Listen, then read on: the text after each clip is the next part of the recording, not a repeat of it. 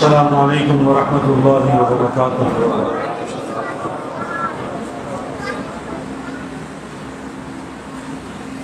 الحمدللہ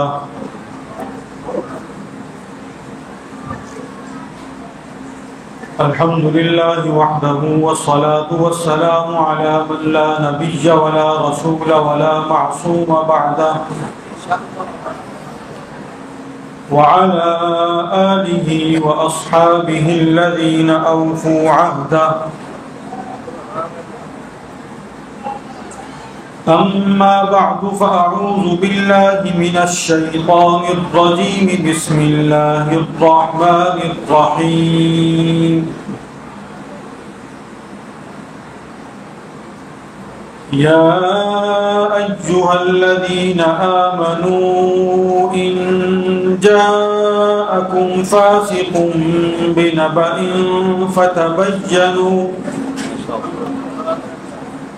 فتبينوا أن تصيبوا قوما بجهالة فتصبحوا على ما فعلتم نادمين واعلموا أن فيكم رسول الله لو يطيعكم في كثير من الأمر لعنتم ولكن الله حبب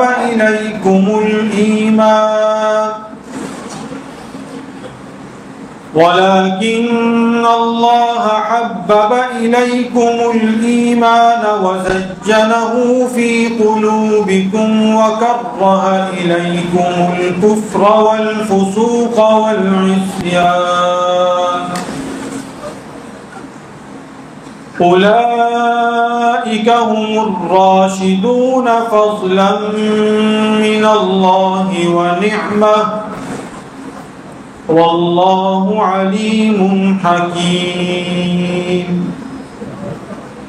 قال النبی صلی اللہ علیہ وسلم ان ابنی هذا سجد ولعل اللہ ان يصلح به بین فئتین عظیمتین من المسلمین۔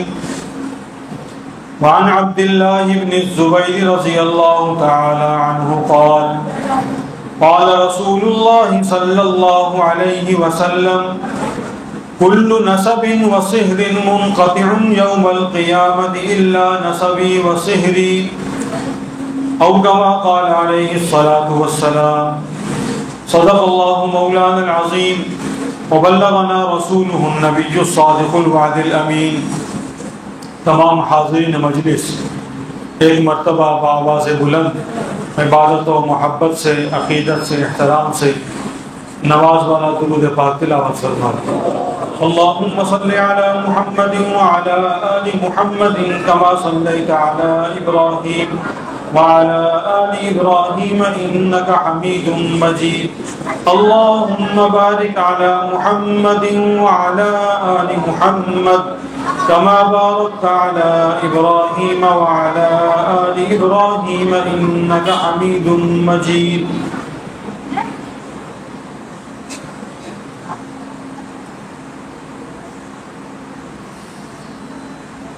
میرے انتہائی قابل احترام بزرگوں، دوستوں، بھائیوں، مجلس احرار اسلام اور مجلس خدام صحابہ کے رفقاء اور کارکنان اور ذمہ داران، آپ تمامی حضرات کو اسلام سال نو 1447 ہجری مبارک ہو۔ یہ دعا کریں کہ اللہ جل شانہ اس سال کو امت مسلمہ کے لیے وحدت کا سال بنائے، کامیابیوں اور کامرانیوں کا سال بنائے، اور مجلس احرار اسلام کے لیے ترقی اور تمام امور میں آسانی کا سال بنائے۔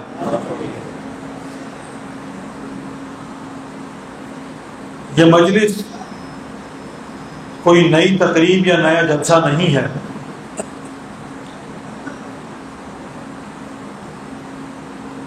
52 سالانہ اجتماع میں ہم سب جمع ہیں. نصف صدی سے زیادہ ہو گیا اس اجتماع کو اور اس سلسلے کو جاری ہوئے، اور الحمدللہ آپ حضرات بھی اور آپ میں سے بہت سے ایسے ہیں کہ جن کے بڑے بھی اس اجتماع کے اندر، اس مجلس میں بڑے اہتمام سے، پوری استقامت کے ساتھ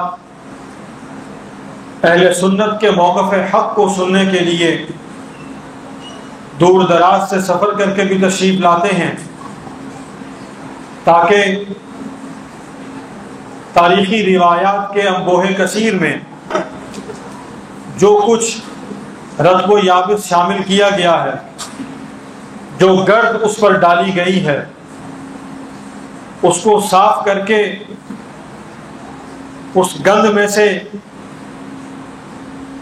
اس غلط اور صحیح روایات کے مجموعے اور ڈھیر میں سے اہل سنت کے مسلک حقہ کو سنا جائے، سمجھا جائے اور اپنے ایمان و اعتقاد کو درست کیا جائے. ہماری یہ مجلس خالصتاً عبادت کی نیت سے منعقد ہوتی ہے، اور اس دن میں چونکہ دنیا بھر میں تذکرہ حسنین کریمین کیا جاتا ہے، کہیں پر تو تذکرہ ہوتا ہے حضرات حسنین کریمین کا ان کی شان کو گھٹاتے ہوئے، اور اللہ سبحانہ و تعالی نے انہیں جو مقام و منصب عطا فرمایا اور شہادت کے جس عظیم رتبے پر انہیں فائز فرمایا، اس پر دکھ اور افسوس اور الم اور پریشانی کا اظہار کرتے ہوئے، اور اس کی آڑ میں اللہ اور اللہ کے رسول کے احکامات کی خلاف ورزیاں کرتے ہوئے وقت گزارا جاتا ہے، اور اللہ اور اس کے رسول کے محبین و مخلصین حضرات صحابہ کرام کی جماعت پر سب و تبرہ کیا جاتا ہے. اور ایک وہ مجلس ہے کہ جس میں آپ سب جمع ہیں، اور یہاں پر آپ نے صبح سے لے کر اب تک ابو بکر صدیق سے لے کر حسین شہید علیہم الرضوان تک سب کا ذکر خیر سنا اور سب کی صفات اور خوبیاں سماعت فرمائی.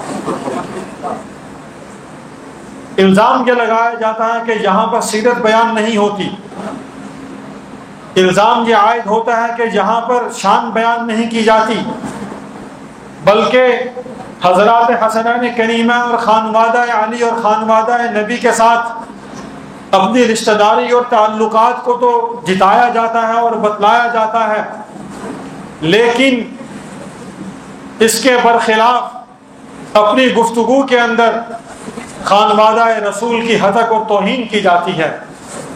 آپ میں سے کوئی ایک شخص اس بات کی گواہی دینے کے لیے یہاں تیار ہو سکتا ہے کہ آج تک ان 52 سالوں میں کبھی کسی نے یہاں پر جو اپنی قبروں میں چلے گئے، اپنا وقت مقرر کر کے رخصت ہو گئے اور ہمیں اس راہ حق پر گامزن کر کے گئے، ان میں سے کسی نے یا موجودہ کسی انسان نے اس ممبر سے، اس سٹیج سے اور اس مرکز رشد و ہدایت سے کبھی کسی نے غلط بات اور کبھی کسی نے توہین صحابہ کا تصور بھی بیان کیا ہو؟ ہم حضرات صحابہ کرام رضوان اللہ تعالی علیہم اجمعین کے ساتھ ہیں، ہم حضرات صحابہ کرام کی جوتیوں کے صدقے میں جی رہے ہیں، ہم حضرات حسنین کریمہ علیہم الصلوات والرضوان ان کے صدقے میں، ان کی نسبت سے اللہ سبحانہ و تعالی نے جو عزت اور جو شان عطا فرمائی ہے، یہ اسی کا صدقہ ہے، اسی کا صدقہ ہے اور کچھ نہیں ہے. اور یاد رکھیے حضرات حسنین کریمین اور حضرت سیدنا علی مرتضیٰ رضی اللہ تعالیٰ عنہ کا خانوادہ، جو رسول اللہ صلی اللہ علیہ وسلم کا خانوادہ اور آپ کا خاندان ہے اور آپ کی نسل ہے، آپ کی اولاد ہے، آپ کے تربیت یافتگان ہیں، ان سے جو محبت، جو مودت، جو قرابت، جو تعلق، جو رشتہ داری حضرت سیدنا ابو بکر صدیق امیر المومنین خلیفہ بلا فصل رسول نے ان سے جوڑی، ان سے رکھی، اور جو نسبتیں قائم کرنے کے لیے وہ ساری زندگی حسنین کریمین کے ساتھ محبت و مودت، حتیٰ کہ ان پر فدا ہوتے رہے، جو الفاظ سیرت و تاریخ میں لکھے گئے ہیں وہی رشتہ تعلق امت کو منتقل ہوا ہے صحابہ کرام کو ماننے والوں کو. جیسے صدیق اکبر حسن و حسین سے محبت کرتے تھے، اہل سنت کا ایک ایک فرد حسن و حسین سے ویسے ہی محبت کرتا ہے. جیسے حسن و حسین اور علی کے خانوادے کے ساتھ عمر ابن خطاب کی محبت و تعلق تھا، آج کے اہل سنت کہلانے والے ایک ایک فرد پر ضروری ہے کہ ویسی محبت حسن و حسین اور خانوادہ علی کے ساتھ رکھنی چاہیے. جس کی محبت ویسی نہیں ہے وہ اپنے آپ کو نام نہاد علوی اور نام نہاد حسنی حسینی اور جھوٹے اپنے نسب لکھ کر اپنے آپ کو ان کی جھوٹی محبت میں گرفتار کرنے کی بالکل دعویٰ کرنے کی ضرورت نہیں ہے. الحمدللہ حقیقی اور نسبی حسنی حسینی کائنات کے اندر موجود ہیں. صرف فرضی نعرے لگا کر اور فرضی نام آخر میں شامل کر اور سابقے اور لاحقے لکھ کر اپنے آپ کو حسنی حسینی کہلوانا بہت آسان ہے، لیکن شرعی نقطۂ نگاہ سے یہ لکھوانا حرام اور ناجائز ہے. کوئی نسبت نہیں ہے جب تک کہ نسبی نسبت نہ ہو تب تک کسی کو دھوکے میں مبتلا مت کیجیے. صرف تذکرے کرنے سے انسان حسنی نہیں بنتا، صرف واقعات سنانے سے اور کہانیاں سنانے سے انسان حسنی حسینی نہیں بنتا، اور صرف ان کے مصائب پڑھ دینے سے انسان حسنی حسینی نہیں بن جایا کرتا. حسینی کردار بھی چاہیے ہوتا ہے، حسنی کردار بھی چاہیے ہوتا ہے. حسین اور حسن نے فساد برپا نہیں کیے، صلح و آشتی کا پیغام دیا. کہیں پر بھی لڑائی جھگڑا نہیں پھیلایا، کہیں پر بھی انہوں نے دوریاں پیدا نہیں کی، کہیں پر بھی انہوں نے محبتوں کے درمیان دراڑیں پیدا نہیں کی اور نہ پیدا کرنے والوں کا ساتھ دیا اور ان کے رفیق بنے، بلکہ صلح کا پیغام دیا، امن کا پیغام دیا، محبت کا پیغام دیا، آشتی کا پیغام دیا، تعلقات کو مضبوط کیا، تعلقات کو جوڑا ہے. یہ خاندان رسول کی خاصیت ہے، یہ خاندان رسول کی شان ہے. حضور صلی اللہ علیہ وسلم جو دین لے کر آئے، جو پیغام آپ نے عطا فرمایا، جو قرآن کریم کی تعلیمات آپ نے امت کو عطا فرمائی، وہ یہی سکھاتی، وہ یہی ہے تعلیمات. حضور صلی اللہ علیہ وسلم نے اللہ اکبر صحابہ کرام کو اپنے خاندان کی محبت سمجھائی، پھر خاندان کی وضاحت فرمائی، خاندان بتایا، سمجھایا. معروف واقعہ کئی مرتبہ آپ سن چکے ہوں گے، جب کفار مکہ نے حضور صلی اللہ علیہ وسلم کی توہین کی، آپ کی ہتک کی، آپ کی حجب بیان کی گئی، اللہ کے نبی صلی اللہ علیہ وسلم نے ارشاد فرمایا کون ہے جو ان کو جواب دے گا؟ حضرت حسان بن ثابت شاعر رسول، مداح رسول، وہ کھڑے ہوئے عرض کیا رسول اللہ مجھے اجازت دیجیے، میں یہ فریضہ سر انجام دینے کے لیے تیار ہوں. حضور نے جو پہلی بات فرمائی کہ یاد رکھو میری مخالفت اور میری حجب بیان کرنے والے میرے ہی خاندان کے لوگ ہیں، میرے ہی رشتہ دار ہیں، میرے ہی خونی رشتہ دار اور عزیز ہیں، لہٰذا اگر تم کسی کی حجب کرو گے، ہتک کرو گے، توہین کرو گے یا اس کے خلاف اس کا کوئی جواب دو گے کسی بات کا، اگر اس میں میرے خون، میرے رشتے اور میرے خاندان کی توہین ہوئی تو جائز نہیں ہے. لہٰذا جاؤ اور جا کر انصاب کے ماہر سیدنا صدیق اکبر سے پہلے میرا نسب نامہ سیکھ کر آؤ، ان سے معلوم کر کے آؤ. اگرچہ وہ کفار ہے لیکن ہے میرا خاندان، اگرچہ وہ کافر ہیں ہے میرا خاندان، اس کی توہین کسی صورت قبول نہیں ہے. اور جو کچھ اس دنیا کے اندر، اس بر صغیر کے اندر، بالخصوص پاکستان کے اندر حسنین کریمین کے نام پر ان کی توہین کی جا رہی ہے، جو کچھ ان کی سیرت و سوانے کا مذاق اڑایا جا رہا ہے چوکوں چوراہوں پر، راہداریوں پر، محلوں میں، مجالس کے اندر، جلسوں کے اندر، یہ سب کچھ کیا ہے؟ کیا حسین شہید نے یہی درس دیا؟ کیا حسن مجتبیٰ نے یہی سبق دیا؟ کیا رسول اللہ صلی اللہ علیہ وسلم کی تعلیمات یہی تھی؟ حضرت علی مرتضیٰ رضی اللہ تعالیٰ عنہ نے اپنے شہزادوں کی تربیت یہی فرمائی؟ جو کچھ ہمیں بتایا جا رہا ہے، حضور صلی اللہ علیہ وسلم کی اولاد، آپ کا خاندان، یہ باقی صحابہ سے ممتاز ہے، باقی صحابہ سے ممتاز ہے. آپ سے نسبت کے اعتبار سے، آپ سے تعلق کے اعتبار سے، رشتہ داری کے اعتبار سے.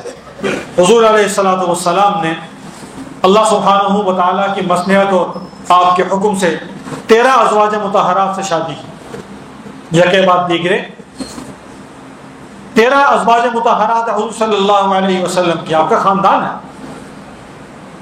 رشتہ قائم ہو گیا, قرابت داری ہو گئی, تعلق جڑ گیا, رشتہ داری ہو گئی. اب یہ رشتہ قیامت کی صبح تک باقی رہے گا, یہ ختم نہیں ہوگا. یہ رشتہ قیامت کی صبح تک باقی ہے, یہ ختم نہیں ہوگا. اور یاد رکھیے نبی صلی اللہ علیہ وسلم کے ازواج مطہرات 13 ہیں, نہ 9 نہ 11. بہت وضاحت کے ساتھ. 2 ازواج وہ ہیں جو آپ کی باندیاں تھیں, آپ نے انہیں آزاد کیا, آزاد کر کے ان سے نکاح کر لیا, اور نکاح کرنے کے بعد وہ آپ کی زوجیت میں آ گئیں. اب ان کا بحیثیت زوجہ کے وہی مقام ہے جو اماں عائشہ صدیقہ کا مقام ہے, جو اماں خدیجہ کا مقام ہے, جو اماں حفصہ کا مقام ہے, جو اماں ام حبیبہ رملہ کا مقام ہے. اور حضور صلی اللہ علیہ وسلم کی اولاد, ہم مسلمانوں کو, ہمارے نوجوانوں کو, ہمارے بچوں کو یہ یاد ہونا چاہیے کہ حضور صلی اللہ علیہ وسلم کی بیٹیاں کتنی ہیں, آپ کے بیٹے کتنے ہیں, آپ کا خاندان کیا ہے, آپ کی اولاد کتنی ہے, اور اس اولاد کے آگے رشتہ داریاں کہاں کہاں ہیں, یہ رابطے, یہ رشتے, یہ تعلق کن کے ساتھ جڑے ہیں. اور جن کے ساتھ نبی صلی اللہ علیہ وسلم نے رشتہ کیا ہے وہ اللہ کی مرضی کے بغیر نہیں کیا. حضور علیہ الصلوۃ والسلام نے خود ارشاد فرمایا, ما زوجت شیئا من نسائی ولا زوجت شیئا من بناتی الا بوحی جاءنی به جبریل من رب عز وجل او کما قال علیہ الصلوۃ والسلام, کہ میں نے اپنی کسی بیوی سے اپنا نکاح رب کی مرضی کے بغیر نہیں کیا, اپنی مرضی سے نہیں کیا, محض اپنے رب کے حکم سے کیا ہے. اور میں نے اپنی کسی بیٹی کو اپنے کسی داماد کے نکاح میں اپنی مرضی سے نہیں دیا سوائے رب کی مرضی کے.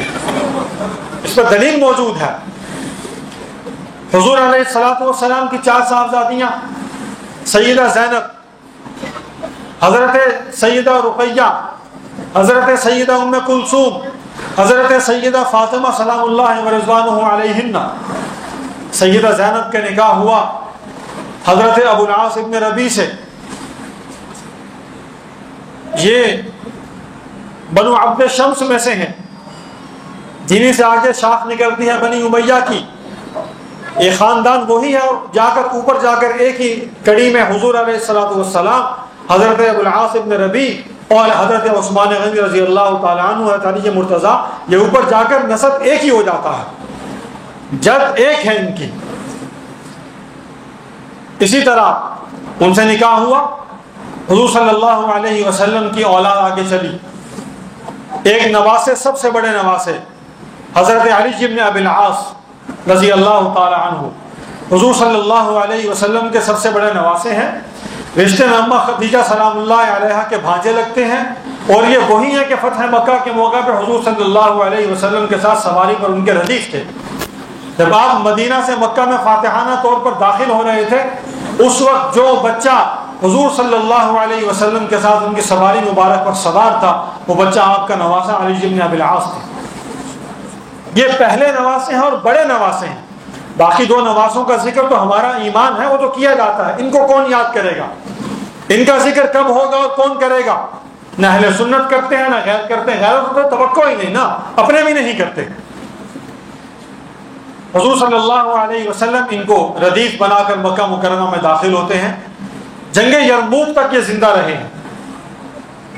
حضور صلی اللہ علیہ وسلم کے یہ نواسے جنگ یرموک تک زندہ رہے ہیں, اور یہ کفار کے ساتھ, کفار کے خلاف مسلمانوں کی فوجوں میں شامل ہو کر لڑتے لڑتے شہید ہوئے ہیں. کہا جاتا ہے کہ نواسے رسول کفار کے خلاف لڑتے ہوئے شہید ہوئے. یہ نواسے جو کفار کی فوجوں سے لڑتے ہوئے شہید ہوئے ہیں, وہ نواسے کفار کی فوجوں سے لڑتے ہوئے شہید نہیں ہوئے. ان کو تو منافقین نے دھوکہ دیا. وہاں تو کفر و اسلام کا معرکہ تھا ہی نہیں, وہاں تو اسلام اور کفر کی جنگ تھی ہی نہیں. وہاں پر تو اس قسم کا کوئی معاملہ ہی نہیں تھا جو کہانی اور جو افسانہ تراش کر ہمارے سامنے پیش کیا جاتا ہے. ایسا کچھ نہیں تھا. حضور صلی اللہ علیہ وسلم کے سب سے بڑے نواسے سیدنا علی زینبی جنہیں کہا جاتا ہے, علی بن ابی العاص, جنگ یرموک میں کفار کے خلاف لڑتے ہوئے مسلمانوں کی فوج کی طرف سے وہاں شہادت کا مرتبہ حاصل کیا. یہ پہلے نواسے ہیں. انہی کی بہن ہیں, حضور صلی اللہ علیہ وسلم کی سب سے بڑی نواسی ہیں, سیدہ امامہ رضی اللہ تعالی عنہا, جنہوں نے حضور صلی اللہ علیہ وسلم کی محبتوں کو، آپ کے لاڈ کو، آپ کے پیار کو بہت ہی زیادہ لوٹا اور بہت ہی زیادہ حاصل کیا۔ ظاہر ہے کہ اس وقت اور کوئی بچہ نہیں تھا، یہی دو بہن بھائی تھے، اور انہوں نے ہی حضور صلی اللہ علیہ وسلم کی محبتیں سمیٹی۔ مکہ مکرمہ کے اندر، حرم کعبہ کے اندر حضور صلی اللہ علیہ وسلم نماز پڑھتے تھے اپنی، اور اس وقت ان کے کندھوں پر کون سوار ہوتا تھا؟ ان کی بغل میں کون ہوتا تھا؟ آپ کس کو اٹھا کر نماز پڑھا کرتے تھے؟ سیدہ امامہ تھی اور سیدنا علی زینبی رضی اللہ تعالیٰ عنہما تھے۔ یہ آپ کے نواسے ہیں، آپ کی اولاد ہے، ان کا ذکر خیر ہو تو انشاءاللہ اس سے بھی برکت ہے۔ یہ ذکر بھی عبادت ہے، یہ ذکر بھی کار نجات ہے، یہ ذکر بھی مدار نجات ہے۔ ہمارا عقیدہ اور ایمان ہے کہ خاندان رسول کے ایک ایک فرد سے محبت ایمان کی علامت ہے اور جنت میں بخشش کا ذریعہ ہے، جنت میں لے جانے کا ذریعہ ہے انشاءاللہ۔ اس کے بعد آپ صلی اللہ علیہ وسلم کی دوسری صاحبزادی سیدہ رقیہ رضی اللہ تعالی عنہا، جن کا نکاح آپ صلی اللہ علیہ وسلم نے حضرت عثمان غنی رضی اللہ تعالیٰ عنہ سے کیا۔ آپ صلی اللہ علیہ وسلم کے دوسرے داماد، دوسرے بھی اور دوہرے بھی، دوسرے داماد بھی اور دوہرے داماد بھی، ان سے نکاح کیا حضور صلی اللہ علیہ وسلم نے۔ میں نے حضور کی حدیث عرض کی آپ کے سامنے، آپ نے فرمایا کہ میں نے اپنی کسی بیٹی کا نکاح اپنی مرضی سے نہیں کیا، اور میں نے اپنے کسی بیوی سے نکاح اپنا بھی اپنی مرضی سے نہیں کیا سوائے اللہ کے حکم کے۔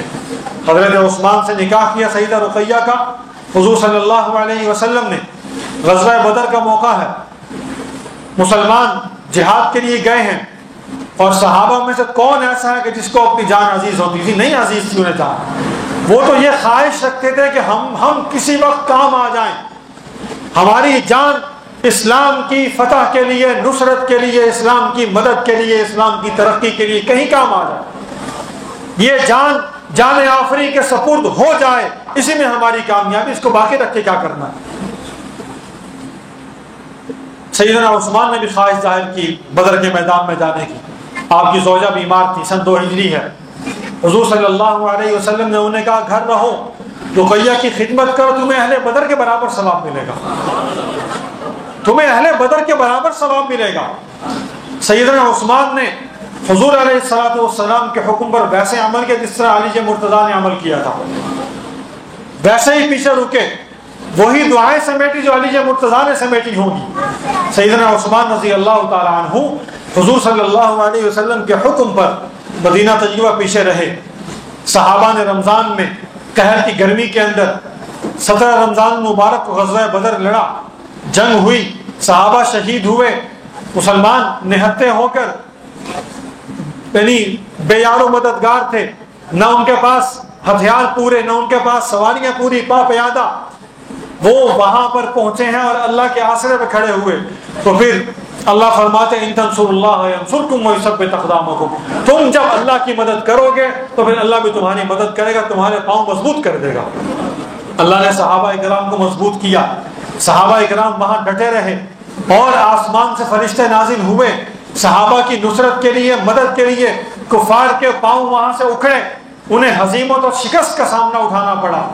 حضرات صحابہ کرام کو بدر میں فتح ہو، تھوڑے تھے، ہر اعتبار سے کمزور تھے، لیکن ایمان کی طاقت سب سے زیادہ تھی، ایمان کی طاقت سب سے زیادہ تھی۔ سیدنا عثمان رضی اللہ تعالیٰ اس موقع پر مدینہ میں رہے کہ جب ان کا جی چاہتا تھا کہ میں جاؤں، لیکن انہوں نے اپنے مال سے مسلمانوں کی ہمیشہ مدد کی۔ تو سیدنا عثمان مدینہ میں رہے، جب بدر کا معرکہ مکمل ہوا، صحابہ کرام مدینہ واپس پہنچ رہے تھے، اور اس وقت سیدنا عثمان کی زوجہ بنت رسول سیدہ رقیہ سلام اللہ علیہا کے قبر مبارک پر مٹی ڈالی جا رہی تھی۔ الزام یہ لگایا جاتا ہے پہلی بات، نعوذ باللہ نعوذ باللہ نعوذ باللہ، کہ زینب و رقیہ ام کلثوم یہ تینوں بیٹیاں نبی صلی اللہ علیہ وسلم کی نہیں تھی۔ الزام یہ عائد کیا جاتا ہے کہ یہ تینوں بیٹیاں نبی صلی اللہ علیہ وسلم کی نہیں تھی، بلکہ حضرت خدیجہ رضی اللہ تعالی عنہا جن کو یہ مجبوراً زوجہ رسول مانتے ہیں کہ فاطمہ کی والدہ کس کو ثابت کریں گے اس کے علاوہ؟ فاطمہ کی والدہ اس کے علاوہ کس کو ثابت کریں گے؟ اس لیے مجبوراً انہیں اماں مانتے ہیں، زوجہ رسول مانتے ہیں، اور ان کے ماں سوا باقی 12 ازواج مطہرات کا بھی انکار کرتے ہیں۔ یہ ایسے ظالم ہیں، ایسے بد نسب اور بدگماش لوگ ہیں۔ حضور صلی اللہ علیہ وسلم کی 13 ازواج مطہرات، آپ صلی اللہ علیہ وسلم کی 4 صاحبزادیاں، آپ علیہ الصلوۃ والسلام کے 3 فرزندان گرامی۔ حضور علیہ الصلوۃ والسلام کی یہ تینوں بیٹیاں نہیں، چاروں بیٹیاں آپ کی حقیقی رسمی حلالی بیٹیاں۔ اگر کوئی شخص یہ کہہ رہا ہے وہ نبی کو الزام دیتا ہے، وہ نبی کو الزام دیتا ہے، اور اس سے بڑا بدبخت اور جہنمی کائنات کے اندر کوئی نہیں۔ حضور صلی اللہ علیہ وسلم کی تیسری صاحبزادی سیدہ ام کلثوم سلام اللہ و رضوانہ علیہن، اللہ کے نبی صلی اللہ علیہ وسلم نے سیدہ رقیہ کے انتقال پرملال کے بعد، ان کی وفات کے بعد، حضرت ام کلثوم کے نکاح میں سیدنا عثمان سے کر دیا، اور فرمایا تھا کہ اگر میری 40 بیٹیاں بھی ہوتی تو میں یکے بعد دیگر عثمان کے عقد میں دے دیتا۔ عثمان باحیا ہے، عثمان کا تعلق رسول اللہ صلی اللہ علیہ وسلم سے ایک رشتہ نہیں، کئی رشتے ہیں، کئی رشتے ہیں عثمان غنی رضی اللہ تعالیٰ عنہ کے۔ 2 رشتے تو ہمارے سامنے آ گئے نا، ایک تو حضرت عثمان، پہلی بیوی سیدہ رقیہ حضور کی بیٹی، ان کے انتقال کے بعد دوسری بیوی بھی حضور صلی اللہ علیہ وسلم کی صاحبزادی سیدہ ام کلثوم رضی اللہ تعالیٰ عنہ، ان کا بھی انتقال ہو گیا۔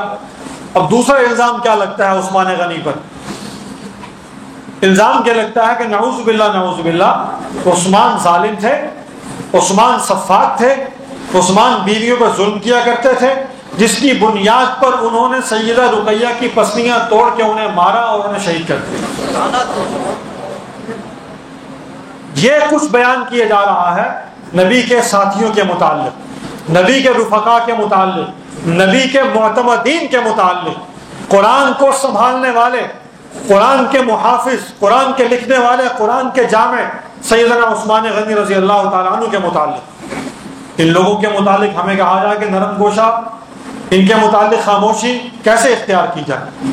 ہم ہر سبی تبررائی کے دشمن ہیں، ہم ہر دشمن صحابہ کے دشمن ہیں، ہم ہر دشمن صحابہ کے دشمن ہیں، وہ خواہ کسی رنگ میں آئے، وہ کسی شکل میں آئے، وہ کسی انداز سے آئے، ہمارا اس سے کوئی تعلق نہیں ہے۔ وہ داڑھی رکھ کر بنو امیہ کی شان کے خلاف بک بک کرے، وہ پگڑیاں باندھ کر حضور صلی اللہ علیہ وسلم کے سسرالی خاندان کے متعلق بک بک کرے، آپ کے شہری جو رشتے ہیں ان کے حوالے سے بکواس کرے، یا ان کے قبیلے کے اوپر بات کرتا ہے، ہمارا اس سے کوئی واسطہ نہیں، اس کا اہل سنت سے بھی کوئی تعلق نہیں ہے۔ اہل سنت وہ ہیں جو حضور کے نسب اور آپ کے شہر دونوں کے ساتھ محبت کرنے والے ہیں، آپ کے نسب سے ہی محبت کرتے ہیں، آپ کے شہر سے ہی محبت کرتے ہیں۔ جو ان سے محبت نہیں کرتا، ان میں کیڑے نکالتا ہے، بک بک کرتا ہے، زبان درازیاں کرتا ہے، وہ کہیں سے بھی اٹھ کے آ جائے، ہمارا اس سے کوئی واسطہ نہیں، اس کے اہل سنت سے بھی تعلق نہیں ہے۔ سیدہ ام کلثوم رضی اللہ تعالی عنہ حضور صلی اللہ علیہ وسلم کی تیسری بیٹی ہیں اور چوتھی بیٹی، بلکہ ان سے جو اولاد سیدنا عثمان کی سیدہ رقیہ سے اولاد، حضرت عثمان غنی رضی اللہ تعالیٰ عنہ کو حضور صلی اللہ علیہ وسلم کی بیٹی سیدہ رقیہ سے اللہ نے اولاد عطا فرمائی۔ ان کا نام حضرت عبداللہ ابن عثمان ہے، حضور کے نواسے ہیں، یا آپ کے دوسرے نواسے ہیں۔ حضرت عبداللہ ابن عثمان 2 روایات ملتی ہیں، ایک میں یہ کہ 7 سال کی عمر میں ان کا انتقال ہو گیا، اس سے زیادہ ان کی عمر نہیں ہوئی، لیکن شیعی روایات کے مطابق ان کی عمر 70 برس ہوئی، 70 سال تک زندہ رہے، اور مکہ مکرمہ میں اس کے علاوہ قرطبہ کے علاقے کے اندر ان کی نسل آباد رہی، موجود رہی۔ اہل سنت نے اہل تشیع کی روایات سے ثابت کر رہا ہوں۔ لہذا سیدنا عثمان غنی رضی اللہ تعالیٰ عنہ سے بھی حضور علیہ الصلوۃ والسلام کی اولاد اس رشتے سے باقی ہے۔ چلی وہ کتنا عرصہ رہی، کتنی تفصیلات ہے وہ تلاش کرنے سے ملیں گی، لیکن اگر سیدنا عثمان غنی رضی اللہ تعالیٰ عنہ کی حضور علیہ السلام کی صاحبزادیوں سے اولاد آگے بہت طویل عرصہ تک جاری نہیں رہی بالفرض، تو اس کا یہ مطلب نہیں کہ عثمانی اولاد ختم ہو گئی، عثمانی نسل ختم ہو گئی۔ آپ کے بر صغیر کے سب سے بڑے اس وقت کا سب سے بڑا نام شیخ الاسلام مفتی محمد تقی عثمانی دعوت برکاتہ کہ سیدنا عثمان غنی کی اولاد سے ہیں۔ آپ بات کرنے دیں، آپ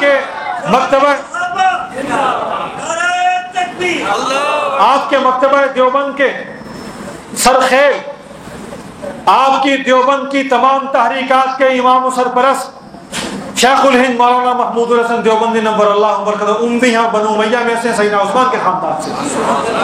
کون کہتا ہے کہ سیدنا عثمان کا نسب آگے نہیں چلا؟ ان کی اولاد، ان کا نسب، ان کا خاندان موجود تھا، موجود ہے اور موجود رہے گا انشاءاللہ۔ حضور صلی اللہ علیہ وسلم کی چوتھی صاحبزادی جو سب سے لاڈلی، کہ جس وقت آپ صلی اللہ علیہ وسلم کی باقی بیٹیاں اور باقی ساری اولاد آپ کی اللہ کے ہاں واپس چلی گئی، اللہ نے لے لی۔ ظاہر ہے کہ جب اولاد چلی جائے، ایک چلا جائے، دوسرا چلا جائے، تیسرا چلا جائے، تو پھر ان کا دکھ اور ان کی محبت وہ سمٹ کر دوسروں میں منتقل ہو جاتے ہیں۔ سیدہ فاطمہ رضی اللہ تعالی عنہ حیات رہی، آپ صلی اللہ علیہ وسلم کے انتقال پر ملاد کے کم و بیش 1.5-2 برس کے بعد ان کا انتقال ہوتا ہے سیدنا صدیق اکبر کے زمانے میں۔ سیدہ فاطمہ رضی اللہ تعالی عنہ حضور علیہ السلام کی چوتھی صاحبزادی، سب سے چھوٹی، آپ کی ساری محبتیں سمٹ کے ان میں آ گئیں۔ سیدنا ابراہیم حضور کے بیٹے فوت ہو گئے، سیدنا عبداللہ حضور کے بیٹے فوت ہو گئے، سیدنا قاسم طاہر طیب حضور کے بیٹے فوت ہو گئے۔ یہ تینوں صاحبزادے بھی انتقال کر گئے، تینوں بیٹیاں بھی انتقال کر گئیں۔ اس کے بعد مجھے فرمائیں اس باپ کی کیا کیفیت ہوگی؟ ان کے لیے سب کچھ سیدہ فاطمہ تھی، ان کی ساری محبت اماں فاطمہ رضی اللہ تعالیٰ عنہ پر نشاور تھی، اور اس سے بڑھ کر کہ اس بیٹی میں جو گواہی ہے ام المؤمنین سیدہ عائشہ رضی اللہ تعالیٰ عنہ کی، کہ ام المؤمنین سیدہ عائشہ فرماتی ہیں کہ سیدہ فاطمہ رضی اللہ تعالیٰ عنہ کی چال ڈھال رسولی چال تھی، حضور صلی اللہ علیہ وسلم جیسی چال چلا کرتی تھی۔ صرف چال نہیں، گفتار بھی حضور جیسی تھی، بات بھی حضور کی طرح فرماتی تھی، چلتی بھی حضور صلی اللہ علیہ وسلم کی طرح تھی۔ تو ان سے محبت تو پورے خاندان کو تھی، ان سے محبت تو تمام صحابیات کو تھی، ان سے محبت تمام ازواج مطہرات کو تھی جو اس وقت موجود تھی۔ جو ان کو آپس میں توڑتا ہے، جو ان کے رشتوں کو ختم کرنے کی کوشش کرتا ہے، جو ان کی تعلق داریوں کو ختم کرنے کے لیے اپنا زور لگاتا ہے، وہ جتنا مرضی زور لگاتا رہے اس کا زور کامیاب نہیں ہوگا۔ یہ وہ تعلق ہے، یہ وہ محبتیں ہیں، یہ وہ رشتہ داریاں ہیں، یہ وہ رشتے اور ناطے اور تعلقات ہیں جو اللہ سبحانہ و تعالیٰ کی مشیت سے قائم ہوئے ہیں۔ اس کو قیامت پر کوئی نہیں ختم کر سکتا۔ سیدہ فاطمہ رضی اللہ تعالیٰ عنہ حضور صلی اللہ علیہ وسلم کے صاحبزادی، جن کا نکاح سیدنا علی مرتضیٰ رضی اللہ تعالیٰ عنہ سے ہوتا ہے۔ اللہ اکبر۔ حضور علیہ السلام کی 2 نواسیاں اور جن کا ذکر رہ گیا، مختصر عرض کر دیتا ہوں، جو سیدہ رقیہ کی بلکہ سیدہ فاطمہ کی بیٹیاں ہیں، وہ آگے ذکر آتا ہے انشاءاللہ۔ سیدہ ام کلثوم اور سیدہ زینب، نام یاد رکھیے، آگے چل کے انشاءاللہ اس سے بات ہوگی۔ حضور علیہ السلام کے آخری داماد حضرت سیدنا علی مرتضیٰ رضی اللہ تعالیٰ عنہ ہیں۔ سیدنا علی مرتضیٰ حضور علیہ السلام کے داماد بھی ہیں، آپ صلی اللہ علیہ وسلم کے چچا زاد بھائی بھی ہیں، اور آپ کی تربیت میں رہے ہیں، جسے حضرت امیر شریف نے کہا کہ مرید رسول ہیں۔ علی مرید رسول ہیں اور عمر مراد رسول ہیں۔ سوال کرنے والے اور رنگ میں سوال کرتے ہیں، اور ذہن سے سوال کرتے ہیں، اور شیطانی خیالات سے بھرے ہوئے سوال کرتے ہیں، لیکن جن پر رحمان کا سایہ ہوتا ہے اللہ ان کے دل و دماغ میں ایسی باتیں ڈالتے ہیں کہ اس کا جواب پھر کائنات میں کوئی نہیں دے سکتا۔ کسی نے سوال کیا تھا کہ علی اور عمر میں کیا فرق ہے؟ کتنا بڑا امتحان ہے۔ علی حضور کے رشتہ دار، علی حضور کے بھائی، علی حضور کے گھر میں رہنے والے، علی حضور کے تربیت یافتہ، علی حضور کے داماد آپ کی صحبت میں رہے، اور عمر ابن خطاب کفر میں رہے، کافر رہے، اور زمانہ کفر میں حضور علیہ السلام کے مقابلے میں کفار کے ساتھ بھی چلتے رہے۔ لیکن جب آ گئے تو پھر اللہ نے اسلام کو شوکت بھی انہی کے ذریعے عطا فرمائی۔ لیکن مقابلہ تو ہے نا، کس کی شان بڑھائیں کس کی شان گھٹائیں۔ حضرت امیر شریعت نے بڑا عجیب جملہ ارشاد فرمایا کہ عمر مراد رسول ہیں کہ رب سے مانگ کر لیے گئے، اور علی مرید رسول ہیں کہ رب نے حضرت محمد رسول اللہ صلی اللہ علیہ وسلم کے گھر میں ان کی تربیت کروائی۔ حضرت علی رضی اللہ تعالی عنہ بس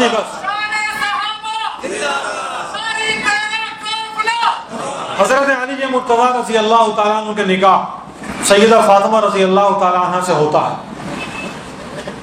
کس طرح ہوا، کس کی خواہش پر ہوا، کس کے کہنے اور کس کے مشورہ دینے پر ہوا، شادی کے گواہ کون تھے، شادی کے انتظامات کرنے والے کون تھے، اور شادی کی تیاریوں میں سارا سامان لانے والے کون تھے؟ کیا ہمارے سنیوں کو معلوم ہے؟ کیا ہمارے نوجوانوں کو معلوم ہے؟ ہمارے مدارس میں پڑھنے والے طلباء کو معلوم نہیں ہے؟ ہم نہیں پڑھاتے، نہیں پڑھایا جاتا۔ صرف خاندان رسول کی نسبتیں ایک جگہ پہ آ کے آپ نے بند کر دی اور اس کے لیے آپ نے دائرے محدود کر رکھے ہیں، کس بنیاد پر؟ خاندان رسول وسیع ہے، ان کو تو ہر کوئی جانتا ہے، جن کو کوئی نہیں جانتا ان کا تعارف کون کروائے گا؟ حسن و حسین سے محبت کس کو نہیں ہے؟ حسن و حسین سے رشتہ کس کا نہیں ہے؟ حضور علیہ الصلوۃ والسلام کے پھول ہیں تو ان کی خوشبو کائنات میں مہک رہی ہے۔ حضور کے پھول ہیں، آپ کے باغ کے پھول ہیں جن کی خوشبو کائنات کے اندر مہک رہی ہے۔ ان کی خوشبو سے ہر شخص مستفید ہو رہا ہے جو ان کو مانتا ہے۔ ان کی خوشبو یہی ہے کہ جو دین نانا کا ان کو ملا ہے وہ دین آج ہمارے درمیان انہی کے صدقے میں موجود ہے۔ اس پہ عمل کریں گے تو انہی کی سنت پہ عمل ہوگا، انہی کے طریقے پہ عمل ہوگا۔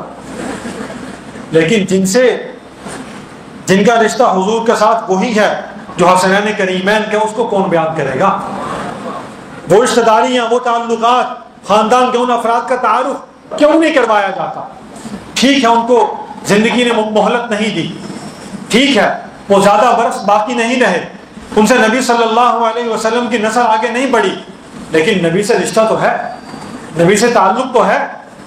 اور سیدہ فاطمہ اور سیدنا علی کے ساتھ جن صحابہ اور جن صحابیات کا تعلق تھا اس کو کیوں نہیں بیان کیا جاتا؟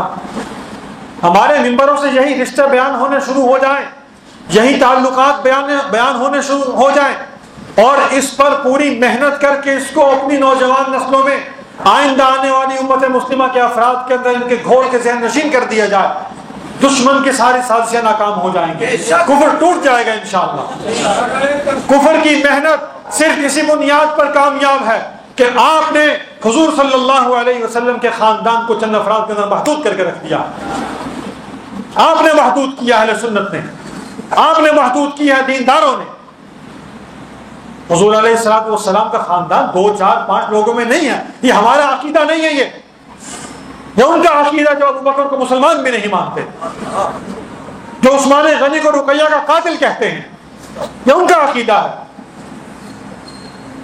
ہم بھی وہی عقائد بیان کریں، ہم بھی انہی افراد کا تذکرہ کریں، اس سے باہر کسی کا ذکر کرنا ہم گوارا ہی نہیں کرتے۔ کیوں نہیں کرتے؟ حضور صلی اللہ علیہ وسلم کی ان صاحبزادی سیدہ فاطمہ رضی اللہ تعالیٰ عنہ کا نکاح امیر المؤمنین خلیفہ عادل راشد و برحق سیدنا علی مرتضیٰ رضی اللہ تعالیٰ عنہ سے ہوتا ہے۔ آپ صلی اللہ علیہ وسلم کو قریش کے آیان، سرداروں کے رشتے آئے، انہوں نے کہا کہ ہم آپ کی بیٹی کو رشتہ دینا چاہتے ہیں، ان سے تعلق جوڑنا چاہتے ہیں اپنا رشتہ۔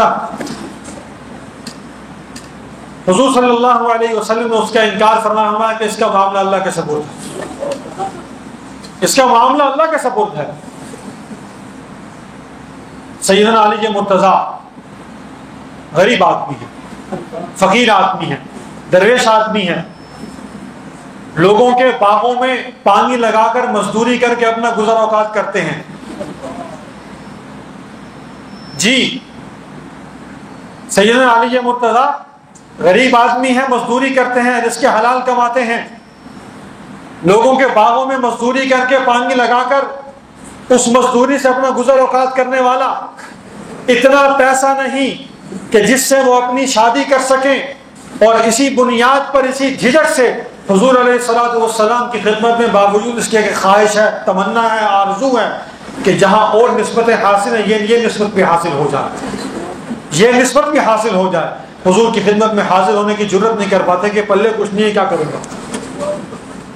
سیدنا صدیق اکبر، اللہ اکبر، مزاج شناس رسول، مزاج شناس رسول، انہیں بھی معلوم ہے کہ رسول اللہ چاہتے ہیں کہ علی کے ساتھ رشتہ ہو جائے، اور یہ بھی معلوم ہے کہ علی چاہتے ہیں کہ میرا رشتہ وہاں ہو جائے۔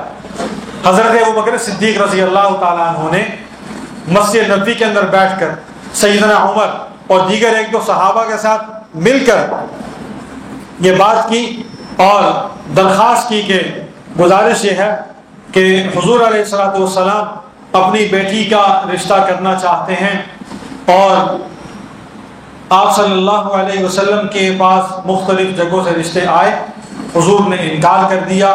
میری خواہش اور رائے یہ ہے کہ علی چاہتے بھی ہیں لیکن علی کے پاس شاید کچھ ہے نہیں، اس وجہ سے وہ حضور علیہ الصلوۃ والسلام کی بارگاہ میں پیغام لے کر جانا نہیں چاہتے، ابھی حاضر نہیں ہو رہے، جھجک رہے ہیں، شرم محسوس کر رہے ہیں۔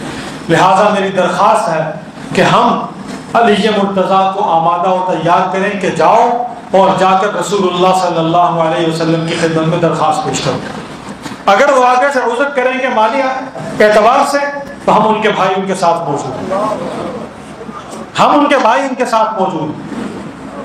علی کا ابوبکر سے یہ رشتہ کیوں نہیں بیان ہوتا؟ علی کا عمر سے یہ تعلق کیوں نہیں بیان ہوتا؟ علی کا عمار ابن یاسر، بلال ابن رباح، عثمان غنی، ان کے ساتھ تعلقات کیوں نہیں بیان کیے جاتے؟ جنہوں نے علی کی شادی کروائی اور شادی میں سارے امور سر انجام کیے، پوری خدمت کی، کسی حوالے سے پریشانی نہیں آنے دی۔ حضرت علی کے مرتضیٰ کو تیار کیا، ان کو بلایا، ان سے بات کی، انہیں تلاش کیا، وہ باغ میں پانی لگا رہے تھے، مزدوری میں مصروف تھے، وہیں جا کر ان سے ملے سیدنا ابوبکر صدیق، سیدنا فاروق اعظم، اور جا کر درخواست کی کہ حضرت حضور صلی اللہ علیہ وسلم کی صاحبزادی سیدہ فاطمہ ہے اور آپ صلی اللہ علیہ وسلم بھی ان سے آپ کا رشتہ کرنا چاہتے ہیں، اور آپ سے گزارش کریں گے کہ آپ جائیں اور جا کر حضور علیہ الصلوۃ والسلام کو پیغام دیں۔ حضرت علی نے عذر کیا کہ میرے پاس تو کچھ ہے نہیں، میں کیسے جاؤں؟ انہوں نے کہا کہ اگر یہ وجہ ہے تو اس کے لیے ہم حاضر ہیں، ہم آپ کے ساتھ موجود ہیں، آپ کا تعاون کرنے کے لیے حاضر ہیں، آپ ہمت فرمائیں۔ حضرت ابوبکر تھے، حضرت عمر تھے، حضرت سعد بن معاذ رضی اللہ تعالیٰ عنہ تھے۔ اللہ اکبر۔ حضور علیہ الصلوۃ والسلام کی خدمت میں پہنچتے سیدنا علی درخواست پیش کرتے ہیں، آپ صلی اللہ علیہ وسلم فرمایا کہ رک جاؤ، رک جاؤ، آپ گھر تشریف لے گئے، اپنی بیٹی سیدہ فاطمہ رضی اللہ تعالیٰ عنہ کو بلایا، انہوں نے آپ صلی اللہ علیہ وسلم کو وضو کروایا، باوضو ہو کر بیٹھ کے انہوں نے بیٹی سے پوچھا کس طرح علی آئے ہیں اور انہوں نے مجھ سے تمہارے ساتھ رشتے کی خواہش ظاہر کی ہے، تمہارا کیا خیال ہے؟ اما فاطمہ رضی اللہ تعالیٰ عنہ خاموش رہی، چہرے پر کسی ناگواری کا کوئی اثر باقی نہیں تھا۔ حضور صلی اللہ علیہ وسلم نے اسی خاموشی کو تائید تصور فرمایا اور باہر آ کر حضرت علی رضی اللہ تعالیٰ عنہ کو ہاں کر، کس کے مشورے سے ہوا؟ ابو بکر کے، عمر کے اور سعد بن معاذ رضی اللہ تعالیٰ عنہ کے مشورے سے۔ صحابہ میں خوشی کی لہر دوڑ گئی، نبی صلی اللہ علیہ وسلم کی پریشانی ختم ہو گئی، پریشانی ختم ہو گئی۔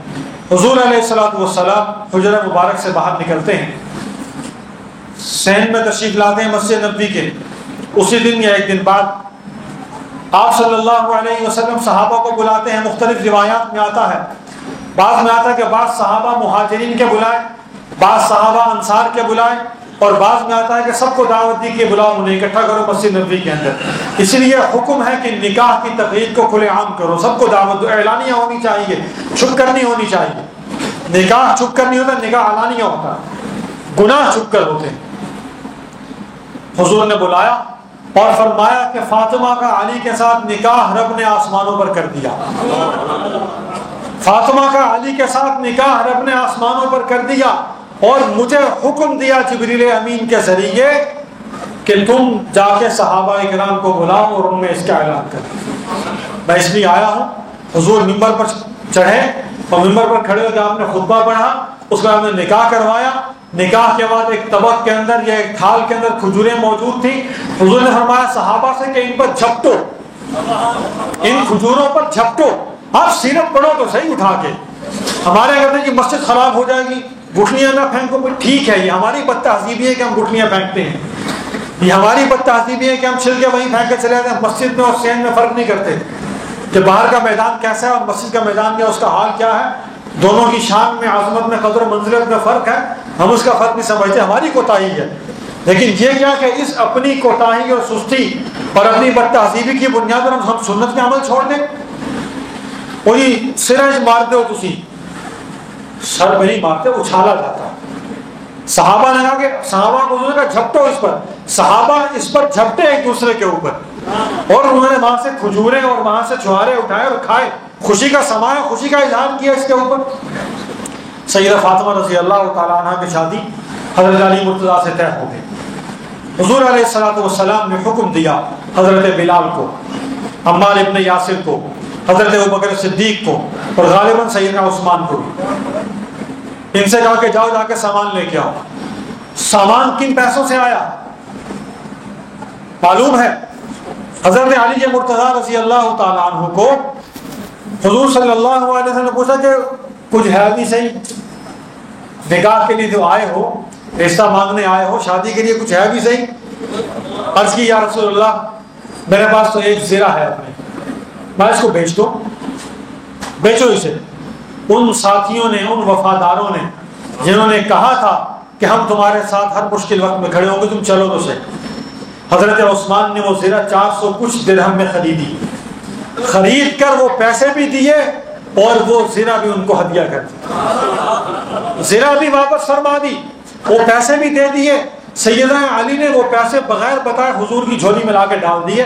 آپ نے پوچھا بھی نہیں کہ کتنے ہیں اور گنے بھی نہیں کہ کتنے ہیں۔ لیکن یاد رکھیے کہ حضور صلی اللہ علیہ وسلم نے نکاح کے موقع پہ اعلان فرمایا تھا کہ میں نے 400 مسقال کے بدلے فاطمہ کا نکاح تم سے کیا، حقمار طے ہوا۔ 400 مسقال جو کم و بیش 450 درہم کے قریب رقم بنتی ہے یا 500 درہم بنتی ہے۔ 4 گرام کچھ، یعنی وہ اس کا 4 کچھ گرام کا ایک مسقال بنتا ہے آج کے وزن کے مطابق جو نکالا ہے لوگوں نے۔ اس حساب سے آپ 400 مسقال کا وزن کر لیجئے، اس کے برابر جتنی چاندی بنتی ہے وہ کم و بیش 131 تولے ہے یا 121 تولے ہے، اتنی چاندی بنتی ہے جو حق مہر فاطمی ہے۔ اور ہمارے یہاں حق مہر فاطمی کیا ہے؟ اس حق مہر پہ آ کے موت پڑتی ہے لوگوں کو حق مہر دیتے ہوئے۔ 32 روپے حق مہر فاطمی، کہیں پہ کیا رائج ہے کہیں پہ کیا رائج ہے، اس کو حق مہر فاطمی کا نام دے دیا۔ حضور نے حق مہر جو اپنی بیٹیوں کا اپنی ازواج مطہرات کا طے فرمایا وہ 400 یا 450 درہم تھا، اور ایک حق مہر جو سیدہ ام حبیبہ کا طے ہوا وہ 400 دینار تھا۔ آج کے زمانے میں اس کا اگر حساب لگائے تو کئی کروڑ کا حق مہر بنتا ہے۔ ہمت ہے تو کوئی دے، کون روکتا ہے کسی کو دینے سے؟ سنت تو یوں پوری ہوتی ہے، دین پر تو یوں عمل ہوتا ہے، اہل سنت یوں کہلوایا جاتا ہے۔ اور جنہوں نے یہ حق مہر دیا ہے وہ یوں نہیں بولتے تھے، انہوں نے سنت پہ عمل کر کے دکھایا۔ امام اہل سنت جانشین امیر شریعت مولانا سید ابو معاویہ ابو ذر بخاری رحمہ اللہ نے بیان میں فرمایا، لکھا بھی کہ اللہ نے انہیں حق مہر ام حبیبہ رملہ ادا کرنے کی سعادت نصیب فرمائی، جو سب سے قیمتی حق مہر تھا۔ انہوں نے وہ سنت زندہ کی رسول اللہ صلی اللہ علیہ وسلم کی، اور یہ حق مہر ادا کیا۔ کیا بات کرتے ہیں؟ دین کا عمل کرنا کوئی آسان کام ہے؟ دین بیان کر کے اس پر قائم رہنا، اور جو بولے وہی کچھ ہونا بھی چاہیے، یہ معمولی کام نہیں ہے، یہ مذاق نہیں ہے کہ آدمی جو کچھ کہہ رہا ہو اندر بھی وہی کچھ ہونا چاہیے، عمل بھی اسی پہ ہونا چاہیے۔ حضور صلی اللہ علیہ وسلم کی بیٹی سیدہ فاطمہ، ان کا نکاح 400 مسقال کے عوض میں ہوا سیدنا علی مرتضیٰ رضی اللہ تعالی عنہ سے، اور سیدنا علی نے وہ پیسے لا کے حضور کو دیے۔ آپ نے یوں مٹھی بھر کے پکڑا دی سیدنا بلال کو کہ جاؤ جا کے اس سے کچھ سامان لے کے آؤ۔ کہا کہ میری بیٹی کے لیے ہاتھی دانت کے بنے ہوئے ہار اور کانٹے لے کے آنا۔ اور صحابہ نے جی سیدنا ابو بکر صدیق نگران ہیں، عمار ابن یاسر ساتھ ہیں، مشیر ہیں، بلال ساتھ ہیں، دیگر صحابہ ساتھ ہیں، وہ ابو بکر کے مشورے سے بنت رسول کے لیے جہیز کا سامان اکٹھا کر رہے ہیں. جی جہیز نہیں بلکہ باپ کی طرف سے جو ہدیہ ملا وہ سامان اکٹھا ہو رہا ہے. مشکیزہ ہے، کپڑے ہیں، 2 گدے ہیں، اس کے اندر ایک سبز رنگ والا مٹکا ہے. یہ وہ سب کچھ جو ہے انہوں نے خرید کر لا کر حضور علیہ الصلوۃ والسلام کو پیش فرمایا. آپ صلی اللہ علیہ وسلم نے کسی چیز کو رد نہیں کیا. ابو بکر کی تائید شدہ کسی چیز کو رد نہیں کیا گیا. اور پھر حضور علیہ الصلوۃ والسلام نے سیدہ عائشہ رضی اللہ تعالی عنہا اور سیدہ ام سلمہ رضی اللہ تعالی عنہ کو فرمایا کہ جاؤ اور جا کر فاطمہ کا گھر جو ایک صحابی نے حضرت علی اور حضرت فاطمہ کے لیے ہدیہ کیا تھا اس کو جا کر سجاؤ، اس کو جا کر سجاؤ. اما فاطمہ کے اس گھر کو سیدہ عائشہ نے لپائی کی. اس تعلق کو کون ختم کر سکتا ہے؟ ماں اور بیٹی کے تعلق کو. یہ تعلق اتنا گہرا ہے. اس پر ایک واقعہ عرض کروں. حضور صلی اللہ علیہ وسلم کے انتقال پرمنال کا وقت قریب ہے، بیماری کے ایام چل رہے ہیں. اما فاطمہ رضی اللہ تعالیٰ عنہ حضور کو ملنے کے لیے گھر تشریف لاتی ہیں. ازواج مطہرات تشریف فرما ہے. حضور صلی اللہ علیہ وسلم نے سیدہ فاطمہ کو قریب کیا، کان میں ایک بات کہ اما فاطمہ رونے لگی، قریب پریشان ہوئی، طبیعت گھبرا گئی. پھر دوبارہ حضور نے دیکھا کہ طبیعت ان کی اچھی نہیں، اس کا برا اثر ہوگا طبیعت پر. دوبارہ پھر بات کی، سیدہ فاطمہ مسکرا پڑی، بات ختم ہو گئی. اما عائشہ صدیقہ رضی اللہ تعالی عنہ جن سے آدھے سے زیادہ دین ہمیں ملا ہے، ان کی جستجو یہ ہوتی تھی کہ حضور جو بات فرماتے ہیں معلوم ہو تاکہ دین کی اس بات کو سیکھا بھی جائے، عمل بھی کیا جائے، آگے بھی منتقل کیا جائے. سیدہ عائشہ رضی اللہ عنہ نے پوچھا کہ تمہارے ابا نے کیا بات کہی؟ انہوں نے کہا یہ ابا کی اور میری رازداری کی بات ہے، یہ ابھی نہیں بتاؤں گی، یہ راز ہے، یہ ابھی نہیں بتاؤں گی. حضور علیہ الصلوۃ والسلام کا انتقال ہو گیا. کچھ عرصے بعد حضرت فاطمہ سے سیدہ عائشہ رضی اللہ تعالی عنہ نے پوچھا کہ تب تو یہ راز تم نے نہیں بتایا تھا، اب تو بتا دو. حضور نے اس دن تم سے 2 باتیں کی کان میں. پہلی بات ہوئی تم رو پڑی، پریشان ہو گئی، گھبرا گئی. دوسری بات ہوئی تم ہنس پڑی، کیا بات تھی؟ سیدہ فاطمہ نے کہا ہاں اب وقت گزر گیا، اب بتانے میں حرج نہیں. پہلی بات جو ابا جان نے مجھے فرمائی وہ یہ فرمایا تھا کہ فاطمہ میں کچھ دن بعد اللہ کے حضور جانے والا ہوں، میں کچھ دن کا مہمان، میں اب مزید دنیا میں باقی نہیں رہوں گا. تو ظاہر ہے کہ ایک باپ یہ بات کر رہا ہے، باپ سید الانبیاء ہے، ساری دنیا کی محبت ہے اس کے قدموں پر نشاور، ساری دنیا کی محبت ہے، اور رشتے حضور علیہ الصلوۃ والسلام کے رشتوں، آپ کی محبتوں، آپ کی تعلق داریوں پر قربان. آپ صلی اللہ علیہ وسلم میں انتقال پرملال ہو رہا ہو اور اس سچی زبان سے یہ بات سچی فاطمہ کے کان میں جا رہی ہوں، اس کے بعد کیا حال ہوگا ان کا، کیا حال ہوگا ان کا. ہم اپنے بوڑھے باپ یا بوڑھی ماں کو یا کسی بڑے کو خاندان کے دیکھیں کہ یہ چراغ سحری یہ آج گیا کہ کل گیا، ہماری اپنی حالت خیر ہو جاتی ہے، اپنی حالت خیر ہو جاتی ہے. ڈاکٹر کہتے ہیں کہ جا کے ان کی خدمت کرو، کچھ دن باقی ہیں بس جو ہے خدمت کر لو. اس کے بعد کے دن کیسے گزرتے ہیں کبھی تصور کیا؟ جن کے ساتھ بیتی ہے ان کو اندازہ ہے اس کے بعد کے دن کیسے گزرتے ہیں. اور حضور علیہ الصلوۃ والسلام سید الاصدقاء، سید الاصدقاء، وہ فرماتے ہیں کہ فاطمہ میں کچھ دن کا مہمان ہوں. میں فاطمہ کی حالت کیا ہوگی، کیا کیفیت ہوگی؟ صحابہ کی کیفیت تو خطبہ حجت الوداع کے موقع پہ تبدیل ہو گئی تھی. انہیں وہاں اندازہ ہوگا کہ حضور اب زیادہ وقت ہم میں نہیں رہیں گے. جب آپ صلی اللہ علیہ وسلم کے ذمے جو کام ہے وہ کام ہی مکمل ہو گیا تو مقصد تو پورا ہو گیا. اب تو حضور کا سفر واپسی ہے. فرمایا کہ دوسری بات یہ حضور نے فرمائی آپ صلی اللہ علیہ وسلم نے کہ کیا تم اس بات پہ خوش نہیں ہوگی کہ اللہ سبحانہ و تعالی تمہیں اہل جنت کی سردار بنا دے. کیا تم اس بات پہ خوش نہیں ہو کہ اللہ جل شانہ تمہیں جنت کی خواتین کی سردار بنا دے. سیدۃ نساء اہل الجنت فاطمہ، حضرت فاطمہ نساء اہل جنت، اہل جنت کی تمام عورتیں جو ہیں ان کی سردار اللہ نے ان کو بنا دیا. تو حضرت فاطمہ اسے مسکرا پڑی، خوش ہو. یہ وہ راز تھا، یہ وہ بات تھی جو سیدہ فاطمہ رضی اللہ تعالی عنہ رسول اللہ صلی اللہ علیہ وسلم نے عطا فرمایا. اور آپ صلی اللہ علیہ وسلم کے بعد حضرت عائشہ رضی اللہ تعالیٰ عنہ کو انہوں نے یہ راز بتایا اور یہ راز امت تک بھی پہنچا. حضرت فاطمہ رضی اللہ تعالیٰ عنہ کی جو اولاد اللہ سبحانہ و تعالیٰ نے حضرت علی سے عطا فرمائی وہ 5 ہے کم و بیش. 2 صاحبزادیاں اور 3 فرزندان. حضرت حسن مجتبی سب سے بڑے، حضرت حسین شہید دوسرے، حضرت محسن یا محسن تیسرے فرزند. 2 بیٹیاں اللہ نے عطا فرمائی، ایک سیدہ ام کلثوم ہے، ایک سیدہ زینب ہے. یہ کل اولاد ہے جو حضرت علی رضی اللہ تعالیٰ عنہ کی حضرت فاطمہ رضی اللہ تعالیٰ عنہ سے ہے. سیدنا حسن مجتبی حضور صلی اللہ علیہ وسلم کی موجود نسل میں سے جو اس وقت باقی تھے سب سے بڑے تھے. سن 3 ہجری میں علی اختلاف الروایات آپ رضی اللہ تعالیٰ عنہ کی پیدائش ہے اور غزوہ بدر سن 2 ہجری میں ہوتا ہے. میں نے یہ بات اس لیے کی کہ آگے چل کے ایک بات اس کے حوالے سے منسوب عرض کروں گا. سن 3 ہجری میں ان کی پیدائش ہے. بعض روایات میں سن 7 ہجری بھی ہے، 6 ہجری بھی ہے، لیکن علماء نے لکھا ہے کہ صحیح اور درست روایت جس پہ سب کا اتفاق ہے وہ 3 ہجری میں سیدنا حسن رضی اللہ تعالیٰ عنہ کی پیدائش ہے. حضور صلی اللہ علیہ وسلم کی وفات کے وقت 6 سے 7 برس کی ان کی عمر ہے. حضرت حسن مجتبی ان سے، حضرت حسین شہید ان سے 1 سال چھوٹے ہیں. سن 4 ہجری کی ان کی پیدائش ہے، 5 کی بعض روایات کے مطابق. اور حضور علیہ الصلوۃ والسلام کے انتقال پرملال کے وقت ان کی عمر 5 سے 6 برس ہے. یہ عمر ہے، ان کی بچے ہیں، نابالغ ہیں، لیکن علماء امت نے فرمایا کہ صحابہ میں شامل.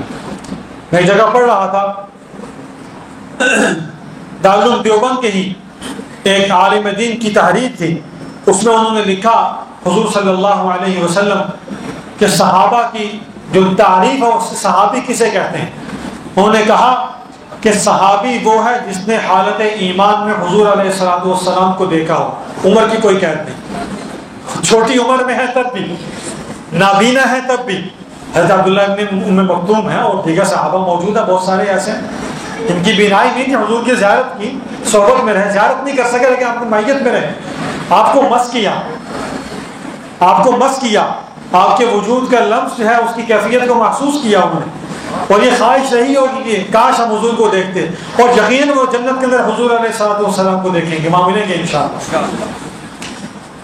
حضور صلی اللہ علیہ وسلم کی سیدہ فاطمہ سے جو آگے اولاد چلی ہے ان کی یعنی نواسے جو ہیں، حضرت حسن سب سے بڑے ہیں. حضرت حسن مجتبی حضور علیہ السلام سے سر سے لے کر سینہ مبارک تک مشابہ ہیں اور سینے سے پاؤں تک حضرت حسین ان کے مشابہ ہیں. حضرت حسن مجتبی، حضرت حسین شہید، ان سب سے صحابہ اکرام علیہم الرضوان کے جو تعلق، جو محبت، جو وفا، جو پیار، جو قربت، جو انس، جو ان سے یہ رشتہ تھا وہ بڑا عجیب و غریب ہے، بڑا بے مثال ہے، بڑا لازوال ہے. اور وہی نسبت اور وہی تعلق اور وہی محبت اور رشتہ آج امت محمدی علی صاحب الصلوات و تسلیمات کے ایک ایک فرد کو جو خود کو صحابہ اور خاندان رسول کا محب کہلاتا ہے اس کو ویسی محبت ہونی چاہیے اور ہے انشاءاللہ. ویسی محبت ہے انہی کے نقش قدم پر چلتے ہوئے جو ابو بکر نے محبت کر کے دکھائی کہ مسجد نبوی سے علی اور ابو بکر اکٹھے باہر نکلتے ہیں، اکٹھے باہر نکلتے ہیں نماز پڑھ کے. حسن چھوٹے بچے ہیں، کھیل رہے ہیں، حضرت ابو بکر انہیں بلاتے ہیں، قریب کرتے ہیں، اٹھاتے ہیں، کندھے پہ بٹھا دیتے ہیں. کبھی یہی بچہ حضور علیہ السلام کے کندھوں پہ سوار ہوتا تھا اور دیکھنے والے نے کہا کہ کیا اچھی سواری ہے.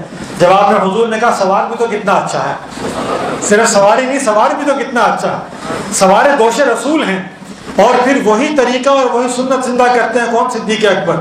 حضور صلی اللہ علیہ وسلم کے نواسے کو ویسے ہی اٹھاتے ہیں، ویسے ہی لاڈ کرتے ہیں، ویسے ہی پیار کرتے ہیں اور پھر کہتے ہیں وہ جملہ جو اتفاقاً اما فاطمہ فرمایا کرتی ہیں گھر میں بیٹھ کے کہ حسن جو ہے وہ اپنے باپ سے اتنے مشابہ نہیں جتنے نبی صلی اللہ علیہ وسلم سے مشابہ ہیں. اور وہی بات حضور صلی اللہ علیہ وسلم کے خلیفہ، آپ کے جانشین سیدنا ابو بکر صدیق رضی اللہ تعالی عنہ حضرت حسن کے متعلق فرما رہے ہیں کہ یہ زیادہ مشابہ اپنے باپ سے نہیں بلکہ اپنے نانا سے مشابہت رکھتا ہے. حضرت علی سنتے ہیں مسکرا دیتے ہیں، سنتے ہیں مسکرا دیتے ہیں، کوئی برا نہیں مانا. یہ ان کا محبت کا تعلق ہے، یہ ان کی آپس کی رشتہ داریاں اور تعلق داریاں ہیں.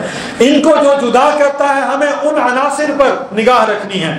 وہ کون لوگ ہیں جو کہتے ہیں کہ علی اور ابو بکر جدا تھے، عمر اور ابو بکر الگ تھے، ابو بکر اور عمر کا حسن اور حسین سے تعلق نہیں تھا، ابو بکر اور عمر اور عثمان نے علی مرتضیٰ کے حق پہ غاصبانہ قبضہ کر لیا.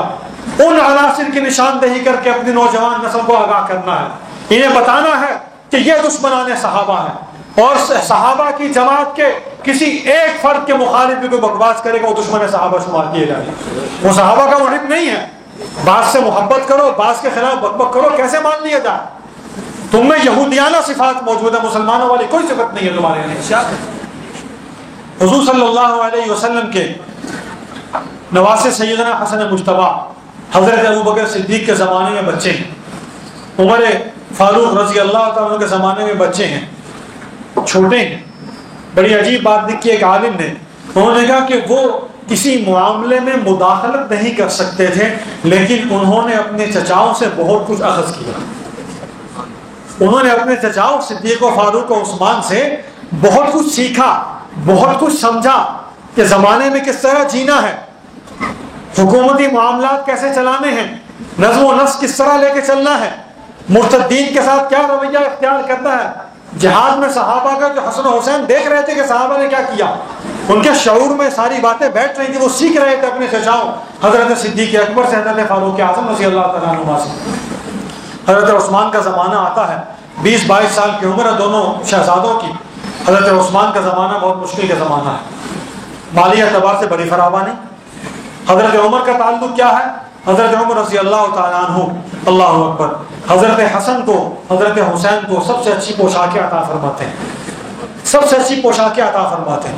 میں نے عرض کیا حضرت حسن کی پیدائش 3 ہجری کی. غزوہ بدر کتنے ہوا؟ 2 ہجری میں.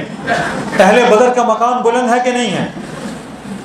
قرآن کریم نے ارشاد فرمایا لا يستوي منكم من أنفق من قبل الفتح وقاتل أولئك أعظم درجة من الذين أنفقوا من بعد وقاتلوا وكلا وعد الله الحسنى.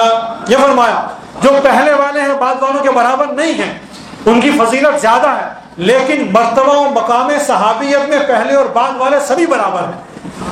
جو شان ان کی ہے وہ اپنی جگہ، جو قربانیاں انہوں نے وہ اپنی جگہ، وہ بعد والوں کے حصے میں نہیں آئیں. بعد والوں کو یسر کا زمانہ ملا، آسانی کا زمانہ ملا، پہلے والوں کے لیے مشقت کا زمانہ تھا. ہجرتیں ہوئیں، قربانیاں دی گئیں، مصیبتیں مشقتیں تکلیفیں برداشت کی. حضرت عثمان غنی نے ہجرت کی اور صحابہ نے ہجرت کی. خود حضور صلی اللہ علیہ وسلم اپنے مکہ کو چھوڑ کر، جس میں آپ نے 53 سال کا عرصہ گزارا اپنی عمر عزیز کا، اس بیت اللہ شریف کو چھوڑ کر رسول اللہ صلی اللہ علیہ وسلم کو مدینہ طیبہ جانا پڑے. مشکل زمانہ تھا. گھر میں نماز پڑھنے کے لیے پابند کر دیا گیا، آواز اونچی نہیں کر سکتے، تلاوت نہیں کر سکتے اونچی آواز سے، اذان نہیں دے سکتے. صدیق اکبر مہاجر ہو کے جا رہے ہیں، انہیں راستے میں واپس اس شرط پر لایا گیا کہ آپ کو اذان نماز کی تلاوت کی یعنی ہم پناہ دیں گے، اس کی اجازت دی جائے گی. اس کے باوجود انہیں کہا جاتا ہے کہ تمہاری آواز گھر سے باہر نہ آئے. یہ مشکل کا زمانہ گزارا ان لوگوں نے. اللہ سبحانہ و تعالیٰ نے پھر آسانی عطا فرمائی، مسلمانوں کے لیے فتح کا زمانہ آیا. انا فتحنا لک فتحا مبینا، اللہ نے بشارت دی ہے اذا جاء نصر اللہ والفتح، یہ آسانی کا زمانہ آیا ہے. سیدنا عمر بن خطاب رضی اللہ عنہ کا زمانہ بھی آسانی کا زمانہ. فتوحات، غلبہ ہوا، کیسر و کسرا تک فتوحات ہوئی، وہاں سے مال غنیمت آیا، اموال آئے. اللہ اکبر. حضرت عمر نے حسنین کریمین کو پوشاک ہدیہ کی. صرف ہدیہ نہیں کی بلکہ کہا کہ یہ جو آئی ہیں ان میں تمہاری شان کی نہیں ہے. اہل یمن کو، یمن کے والی جو صحابی تھے، انہیں حکم دیا کہ ان 2 شہزادوں کے حساب کی، ان کے شایان شان پوشاکیں تیار کروا کے مجھے بھجواؤ. وہ آئیں، وہ پہنی، بلکہ ان کو پہنائی بلا کر مدینہ میں مسجد نبوی کے اندر، اور پھر جملہ کہا الآن طابت نفسی، ہن ٹھن پئی، ہن ٹھن پئی، الآن طابت نفسی، ہن ٹھن پئی. اب مزہ آیا کہ میرے نبی صلی اللہ علیہ وسلم کے نواسوں نے، علی کے بیٹوں نے، میرے بھتیجوں نے یہ جو پوشاکیں پہنی ہیں، اب دیکھ کر میرا دل خوش ہوا. یہ تعلق ہے کس کا؟ عمر بن خطاب رضی اللہ تعالیٰ عنہ کا حضرت حسنین کریمین کے ساتھ۔ اسی طرح انہوں نے جو وظائف مقرر کیے، اسلام کی یعنی آسانی کا اور ترقی کا زمانہ تھا، فراوانی کا زمانہ ہے، فراخی کا زمانہ ہے۔ حضور صلی اللہ علیہ وسلم کے بعد حضرت عمر نے وظائف مقرر کیے اہل بدر کے، ازواج مطہرات کے، انصار کے، مہاجرین کے، خاندان رسول کے افراد کے، ازواج مطہرات کے سالانہ وظائف 12,000 درہم مقرر کیے۔ ہر زوجہ مطہرہ کی خدمت میں 12,000 سالانہ درہم پیش کیے جاتے تھے کہ آپ کو اجازت ہے جہاں مرضی جیسے مرضی خرچ کریں۔ اہل بدر جن میں حضرت علی موجود ہیں، جن کی اتنی قربانیاں ہیں، ان کے لیے 5,000 درہم مقرر کیے سالانہ وظیفہ۔ اور معلوم ہے حضرات حسنین کا وظیفہ بھی اہل بدر کے برابر مقرر کیا۔ اتنا مقام، اتنی شان عزت عمر دے رہے ہیں۔ اب کوئی کہے کہ عمر کے اہل بیت سے تعلق نہیں ہے، عمر کے خاندان میں رسول سے رشتہ نہیں ہے، ان کی محبتیں نہیں ہیں، کس طرح مان لیں؟ افسوس یہ ہے کہ ہم پڑھتے نہیں ہیں، ہم بیان نہیں کرتے، ہم بتاتے نہیں ہیں، ہمیں چونکہ علم نہیں ہے لہٰذا ہم جھوٹے افسانے سن کے متاثر ہو جاتے ہیں۔ ہم جھوٹے افسانے سن کے بیٹھ جاتے ہیں کہ ہاں بات تو ایسے ہی ہے، لیکن اس صحابہ نے اہل بیت کے ساتھ بڑا ظلم کیا۔ اس سے بڑی بکواس کائنات کے اندر نہیں ہے، اس سے بڑا جھوٹ کائنات کے اندر نہیں ہے۔ اسی طرح حضرت عمر بن خطاب نے، میں نے حدیث مبارکہ خطبے کے اندر پڑھی، آپ صلی اللہ علیہ وسلم نے ارشاد فرمایا قیامت کے دن ہر نسب اور ہر سبب، دو روایتیں ملتی ہیں، کل نسب و سبب منقطع، اور ایک روایت ہے کل نسب و سحر منقطع الا نسبی و سحری یا الا سببی و نسب، او کما قال علیہ الصلوۃ والسلام۔ سیدنا عمر بن خطاب نے حضرت، بہت سارے واقعات موجود ہیں، مختصر عرض کرتا ہوں۔ حضرت عمر بن خطاب رضی اللہ تعالی عنہ نے حضرت علی مرتضیٰ کو ان کی بیٹی سیدہ ام کلثوم حضور کی نواسی حضرت فاطمہ کی صاحبزادی، ان کے رشتے کا پیغام دیا، ان کے رشتے کے لیے پیغام دیا۔ اسلام میں خطبہ دینا منع نہیں ہے، دین میں سے خطبہ کہا جاتا ہے، نکاح کا پیغام دینا وہ خود بھی دیا جا سکتا ہے، ممنوع نہیں ہے۔ اس کے لیے پورا باب شریعت میں موجود ہے، فقہ کے اندر کوئی ممانعت نہیں ہے۔ ٹھیک ہے، ہمارے یہاں حیاداری ہے، لحاظ ہے۔ حضور کے بعد حضرت علی بھی تو خود تشریف لے گئے تھے، وہ بھی تو خطبہ دے کر گئے تھے، اور اسی طرح حضرت عمر بھی گئے حضور حضرت علی کے پاس، عرض کیا کہ میں چاہتا ہوں کہ آپ اپنی بیٹیوں میں کلثوم کا نکاح مجھ سے کر دیں۔ سیدنا علی نے فرمایا کہ میں نے اپنی بیٹیاں حضرت جعفر طیار کی اولاد کے لیے سوچ رکھی ہیں، اپنے بھائی جعفر طیار کی اولاد کو دینی ہے، اس کے لیے سوچ رکھی ہے۔ سیدنا عمر مایوس ہوئے، لیکن پھر دوبارہ حاضر ہوئے کہ میری درخواست ہے اس کو قبول فرما لیں، اور وجہ یہ ہے کہ میں یہ چاہتا ہوں کہ ویسے تو رسول اللہ صلی اللہ علیہ وسلم کے ساتھ نسبت صحابیت ہے، آپ علیہ الصلوۃ والسلام کی زوجیت میں میری بیٹی حفصہ ہے، لیکن مجھے بھی ایک نسبت عطا ہو جائے گی کہ میرے گھر میں حضور کے خاندان سے کو آ جائے گا۔ تو میں یہ چاہتا ہوں کہ جو یہ نسبت، جو سبب والی نسبت ہے وہ تو عطا ہے، نسب والی نسبت ہی مجھے عطا ہو جائے، صحت والی نسبت تو عطا ہے، یہ والی نسبت ہی مجھے مل جائے۔ اس کے بعد سیدنا علی کے پاس کوئی جواز باقی نہیں تھا، سیدنا علی نے ان کا رشتہ کر دیا، نکاح ہو گیا۔